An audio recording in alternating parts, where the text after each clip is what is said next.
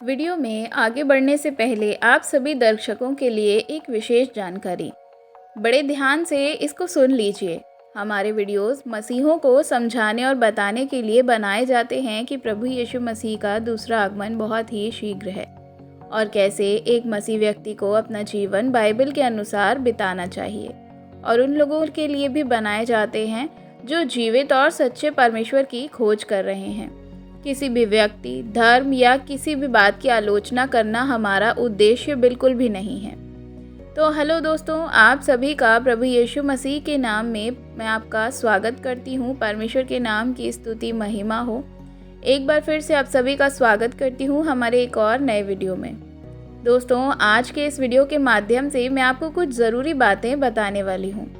अगर आप प्रभु यीशु मसीह पर विश्वास करते हैं, अगर आप चर्च जाते हैं, तो आज इस टॉपिक के लिए बहुत ज़रूरी मैं आपके लिए जानकारी आपको देने वाली हूँ। क्योंकि बहुत सारे मसीही भाई बहन जो ऐसे हैं जो हमें बोलते हैं कि क्या हम श्रृंगार कर सकते हैं, या जो भी एक स्त्री होती है क्या वह श्रृंगार कर सकती है, हमारे लिए क्या सही है या क्या गलत है। क्या बाइबल हमें ऐसे कामों की इजाज़त देती है कि नहीं। तो आज मैं इस टॉपिक को आपके सम्मुख लेकर आई हूँ। वह एक खास टॉपिक है उन लोगों के लिए जो कि शादीशुदा हैं। जी हाँ, खासकर ये मसीह बहनों के लिए है। भाई बहन दोनों के लिए, बस खासकर मसीह बहनों के लिए ये टॉपिक ज़्यादा ज़रूरी है। मेरे दोस्तों, कई बार हमारे पास बहुत सारे लोग ये पूछते हैं कि क्या हम मंगलसूत्र पहन सकते हैं, हम सिंदूर लगा सकते हैं कि नहीं लगा सकते, कि हम पहन सकते हैं कि नहीं पहन सकते। इन सारी बातों को हमारे पास बहुत सारे मसीही बहनें जो हैं वे पूछती हैं। तो आज मैं इस वीडियो के माध्यम से आपको बताने वाली हूँ कि एक मसीही स्त्री को क्या मंगलसूत्र पहनना चाहिए या सिंदूर लगाना चाहिए, या फिर मांग में जो टीका लगाते हैं, बिंदी लगाते हैं, उसको लगाना चाहिए कि नहीं लगाना चाहिए। तो मैं आपको सबसे पहले एक आपको बात बताना चाहती हूँ। देखिए, बाइबल के अकॉर्डिंग अगर जब हम बात करते हैं तो बाइबल शादी के विषय में क्या कहती है। देखिए, परमेश्वर ने सबसे पहले आदम और हवा को बनाया और आदम और हवा को बनाकर उसके पास रख दिया और कहा ये तुम्हारी सहायता के लिए है। और परमेश्वर ने सबसे पहली जो शादी थी वह आदम और हवा की शादी को किया। वे एक दूसरे के लिए परमेश्वर के ओर से थे। उनको कहा कि एक दूसरे के साथ रहो और एक दूसरे की देखभाल करो। मेरे प्रियो, बाइबल के अकॉर्डिंग कभी भी हम ऐसा नहीं देखते कि जब कि किसी की शादी होती है मसीही में, तो अगर व्यक्ति जो भाई हैं अगर अपनी पत्नी की कोई शादी कर रहा, मतलब अपनी पत्नी को कोई शादी कर रहा है, तो उसके गले में मंगलसूत्र डाल रहे हैं। ऐसा बाइबल में कहीं भी नहीं लिखा है, ना ही बाइबल इसके विषय में बताती है कि किसी स्त्री को शादी के बाद उसकी मांग में सिंदूर लगाना चाहिए या माथे पर बिंदी लगाकर एक सुहागन की तरह जो कहा जाता है उस प्रकार से जीवन जीना चाहिए।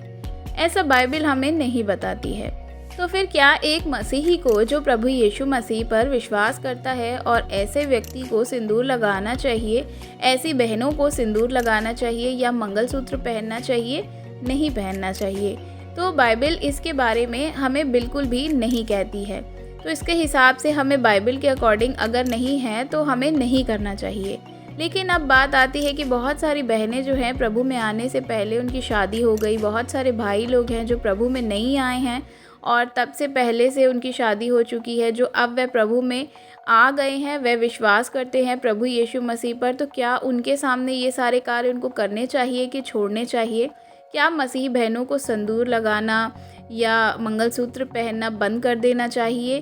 क्या उनको जो बिंदी वे लगाती हैं, ऐसी बहुत सारे लोग हैं जो ऐसे सवालों को, जिनके मन में ये सवाल होते हैं, अगर आपके मन में भी हैं तो कमेंट में येस ज़रूर लिखिएगा कि अब जब हम प्रभु यीशु मसीह में आए हैं तो हमारी शादी हो चुकी है, अब हम क्या करें, हम ये सारी चीज़ों को करें कि ना करें। जो भाई बहन हैं जिनकी शादी अभी होगी तो उनको तो पता होगा कि मसीह की शादी किस प्रकार से होती है। ये सारी चीज़ें उसमें नहीं होती, लेकिन हम तो पहले ही कर चुके हैं, तो अब हमें क्या करना चाहिए। बहुत सारे लोग इन चीज़ों को लेकर के कंफ्यूज होते हैं। तो आगे बढ़ते हैं। उन लोगों से मैं कहना चाहूँगी कि देखिए, जब प्रभु यीशु मसीह में आप नहीं थे, या जब आप प्रभु यीशु मसीह में नहीं रह रहे थे या उन पर विश्वास नहीं कर रहे थे, तो इस संसार की रीति रिवाज पर आप चल रहे थे, संसार की बातों को मानते थे, क्योंकि आपको इसके बारे में कुछ भी मालूम ही नहीं था। लेकिन जब आप यीशु मसीह पर विश्वास करते हैं, बाइबल के बारे में आपको पता हो जाता है, बाइबल के बारे में जान जाते हैं, यीशु मसीह के बारे में जान जाते हैं, उसके सारे कामों को आप जानते हैं और आप अपने संसार की सारी चीज़ों को छोड़ना चाहते हैं, छोड़ते हैं, तो प्रभु के वचन में हमें ये नहीं लिखा है कि हमको ऐसे कार्यों को करना है। यानी कि प्रभु के वचन में जो काम है ही नहीं, जो चीज़ें मेंशन ही नहीं है, लिखी ही नहीं है, परमेश्वर ने हमें कही ही नहीं है, तो हमको उन कामों को भी अपने जीवन से हटाना चाहिए। हमें इस प्रकार से जीवन जीना चाहिए जैसे बाइबल हमें कहती है। तो बात यहाँ आती है कि सिंदूर क्यों लगाते हैं। देखिए, जो भी लोग सिंदूर लगाते हैं, जिनकी शादी हो जाती है, वह सिंदूर उनमें लगाया जाता है, मंगलसूत्र पहनाया जाता है, उनको पता है कि वो ऐसा क्यों करते हैं, क्योंकि वह शादी का एक रिवाज है और वह उसके पीछे ऐसी विधि जुड़ी हुई है जो किसी न किसी की पूजा पाठ से जुड़ी हुई होती है। पर बाइबल साफ रीति से कहती है कि मसीही व्यक्ति को एक दूसरे के ईश्वर करके मानना नहीं है। आप किसी को भी ईश्वर करके या उसकी उपासना करके या उसकी किसी भी प्रकार की चीज़ों को आप नहीं मान सकते हैं। अगर हम देखते हैं निर्गमन की किताब में 20 अध्याय की 3 आयत में, तो इस प्रकार लिखा है, तुम मुझे छोड़कर दूसरों को ईश्वर करके मत मानना। यानी कि जो विधि विधान आपने किए हैं, निभाई जाती हैं शादी के समय में, बाकी धर्मों में, बाकी जगहों पर जहाँ पर सिंदूर या टीका या जो भी आप कहते हैं मंगलसूत्र, आप जो भी कुछ पहनते हैं, उन सब जगहों पर किसी न किसी देवी देवता की पूजा की जाती है और इसी की आराधना के स्वरूप में ये सारे कामों को भी किया जाता है। जब एक स्त्री अपने सर पर सिंदूर लगाती है, मांग में सिंदूर लगाती है, गले में मंगलसूत्र डालती है, उसके पीछे किसी दूसरे देवी देवता की पूजा शामिल होती है, जो कि बाइबल के अकॉर्डिंग बिल्कुल भी सही नहीं है। परमेश्वर कभी भी नहीं चाहेंगे कि परमेश्वर की महिमा किसी और को दी जाए। जब एक व्यक्ति प्रभु यीशु मसीह को नहीं जानता है, तो वह संसार की चीज़ों को देख रहा है, संसार की चीज़ों में चल रहा है। उस समय परमेश्वर कुछ नहीं आपसे कह रहे, क्योंकि आप इस सब चीज़ों से बिल्कुल अनजान हैं। लेकिन जब आप प्रभु यीशु मसीह पर विश्वास करते हैं, यीशु मसीह को उद्धारकर्ता के रूप में अपने जीवन में ग्रहण करते हैं, तो आपको बाइबल के अकॉर्डिंग देखना होगा, क्योंकि अब आप बाइबल के अकॉर्डिंग चलेंगे, यीशु के वचनों पर चलेंगे। तो क्या बाइबल इसकी इजाज़त देती है? नहीं प्रियो, बिल्कुल भी नहीं देती है। लेकिन यहाँ मैं एक बात को क्लियर करना चाहूँगी।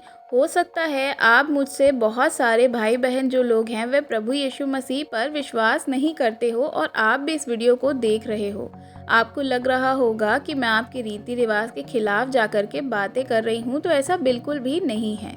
हम सिर्फ वही बात कर रहे हैं जो बाइबल में लिखा है। जो कोई प्रभु यीशु मसीह में आता है, उनको किस प्रकार से जीवन जीना चाहिए, हम सिर्फ उसी की शिक्षा दे रहे हैं। बाइबल क्या कहती है, किन कामों को करना सही है और किन कामों को करना नहीं सही है, उनकी शिक्षा देते हैं। हम बाइबल के विषय में सिर्फ आपको जानकारी देते हैं। किसी भी जाति या धर्म के विरोध में हम कोई भी बात नहीं कर रहे, ना ही हमारा ऐसा कोई उद्देश्य या मकसद है। अगर आपको इस बात से या इस वीडियो से कोई भी फ़र्क पड़ रहा हो या आपको लग रहा हो कि ये वीडियो आपको गलत लग रही है, तो मैं आपसे कहूँगी प्लीज़ इस वीडियो को स्किप कर दें और ना देखें। इस वीडियो को स्किप करके आप अभी जा सकते हैं, क्योंकि हम सिर्फ वही बात करते हैं जो बाइबल के अकॉर्डिंग है। किसी भी धर्म जाति के बड़े कुछ भी उल्टा बोलना या गलत बोलना हमारा उद्देश्य नहीं है।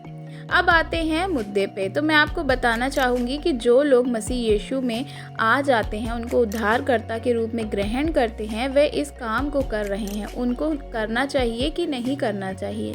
मैं आपको बताना चाहूँगी मेरे प्रियो, बिल्कुल नहीं करना चाहिए, क्योंकि परमेश्वर इसकी इजाज़त नहीं देते हैं। आप परमेश्वर के छोड़कर दूसरे किसी भी चीज़ को आप महत्व नहीं दे सकते हैं। आप इन चीज़ों को कर रहे हैं। कई बहनें अगर कहेंगी तो वे कहेंगी कि हम रीति रिवाज हमारे कलर हिस्से में है, हम क्या करें, हमको करना पड़ता है, बोल करके आप परमेश्वर की आराधना किसी और को दे रही हैं। मैं आपको बताना चाहूँगी कि अगर आप किसी भी ये सारे रीति रिवाज को प्रभु यीशु मसीह में आने के बाद भी मान रहे हैं, तो आप अभी भी सांसारिक रूप से ही चल रहे हैं। मैं आपको बताना चाहूँगी कि कई बार बहुत सारे लोग बोलते हैं कि ये तो हमारा कल्चर है और इसको करने में कोई भी बुराई नहीं। मैं आपको बताना चाहूँगी मेरे प्रियो, ऐसा नहीं हो सकता। बाइबल कहती है एक ही ईश्वर है, जिसने एक ही परमेश्वर है, समस्त मानव जाति को जिसने बनाया है। जिसने इंसानों को बनाकर इस पृथ्वी पर रखा है, इस पृथ्वी को बनाया है, ब्रह्मांड को बनाया है और सब कुछ बराबर एक ही है, तो हम दूसरे को उसकी जगह नहीं ला सकते। इसी वजह से बहुत बार ऐसा होता है कि आप अनजाने में परमेश्वर के विरोध में चले जाते हैं। बाइबल हमें बताती है कि इस संसार से बड़ा परमेश्वर जो है वह परमेश्वर है और हम सबके लिए एक ही परमेश्वर है। मैं आपको बताना चाहूँगी प्रियों कि परमेश्वर एक ही है। अगर हम बाइबल के अकॉर्डिंग देखते हैं तो हम देखते हैं पहले यूहन्ना की किताब उसका 4 अध्याय और उसके 4 वचन में इस प्रकार से लिखा है, हे बालकों, तुम परमेश्वर के हो और तुमने उन पर जय भी पाई है, क्योंकि तुम में जो है वह उस संसार में जो है वह उससे बड़ा है। यानी कि परमेश्वर का वचन यहाँ पर हमें कहता है कि बालकों यानी कि परमेश्वर हम लोगों को कह रहे हैं जो समूह में परमेश्वर पे विश्वास करते हैं कि तुम लोगों ने उस पर जय पाई है जो संसार में है। यानी संसार की रीति रिवाज पर तुमने जय को ले लिया है। संसार के लोग जो लोग प्रभुता करने वाली चीज़ें हैं उन पर तुमने जय को प्राप्त कर लिया है। अब उनसे अलग हो गए हो क्योंकि तुम्हारे अंदर वो है जो इस संसार में उनसे बड़ा है। तुम्हारे अंदर मेरे प्रियो मैं आपको बताना चाहूँगी आपके अंदर अब पवित्र आत्मा है, यानी परमेश्वर का आत्मा है। तो जब आप परमेश्वर पर विश्वास करने लगते हैं तब आप क्या होते हैं, आपके पास वो आ जाता है जो इस संसार से सबसे बड़ा है, यानी कि पवित्र आत्मा। तब आप इन विधियों को नहीं कर सकते क्योंकि इन विधियों के पीछे चाहे वह मंगलसूत्र पहनना हो, मांग में सिंदूर भरना हो या शादी के बाद बिंदी चूड़ी या कोई भी ऐसी चीज़ हो जो किसी देवी देवता से या किसी पूजा की विधि से जुड़ा हुआ है, आपको उसके पीछे नहीं चलना है। कोई भी रीति रिवाज जो भी जुड़ा हुआ है, अगर आप गहराई में जाएंगे तब आपको पता चलेगा कि ये सब कुछ एक मूर्ति पूजा से रिलेटेड है। और मूर्ति पूजा के विषय में बाइबल हमें साफ मना करती है कि मसीही लोगों के लिए मूर्ति पूजा नहीं है। मैं आपको बताती हूँ बाइबल के अकॉर्डिंग ऐसा करना एक स्त्री के लिए सही है कि नहीं है। तो मैं आपसे कहूँगी बिल्कुल भी नहीं है, आपको ये नहीं करना चाहिए। लेकिन इसका मतलब यह नहीं है कि कोई व्यक्ति प्रभु यीशु मसीह पर विश्वास करता है, कोई ऐसे परिवार में है जो प्रभु में आता है, शादीशुदा है, या भाई या बहन जो शादीशुदा हैं वे चर्च आते हैं, प्रभु यीशु मसीह को ग्रहण किया है, विश्वास किया है और उनको उद्धारकर्ता के रूप में जो है ग्रहण कर लिया है।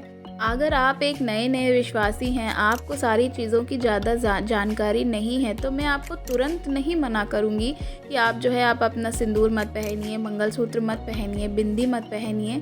तो मैं विश्वास नहीं, तो आप जो है इन चीज़ों पर विश्वास नहीं कर पाएंगे। शायद आप कमज़ोर भी हो जाएं, आप यीशु मसीह पर विश्वास करने से एक बार पीछे भी हट जाएं।